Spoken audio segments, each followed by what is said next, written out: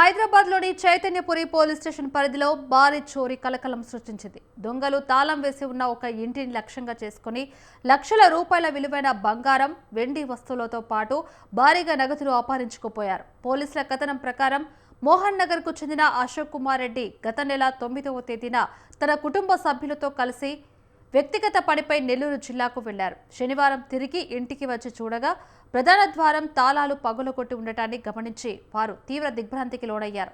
లోపలికి వెళ్లి పరిశీలించగా బీరువాలోని 11 తులాల బంగారు ఆభరణాలు, 2.50 లక్షల నగదు, దాదాపు 2 కిలోల వెండి వస్తువులు మాయమైనట్టు గుర్తించారు. బాధితుడు అశోక్ కుమార్ రెడ్డి ఇచ్చిన ఫిర్యాదు మేరకు చైతన్యపురి పోలీసులు కేసు నమోదు చేసుకుని దర్యాప్తు ప్రారంభించారు. క్లోజ్ టీం రంగంలోకి దిగి ఆధారాలు సేకరించింది. నిందితులను పట్టుకునేందుకు పోలీసులు ప్రత్యేక బృందాలను ఏర్పాటు చేసి సీసీటీవీ ఫుటేజ్ను పరిశీలిస్తూ గాలింపు చర్యలు ముమ్మరం చేశారు.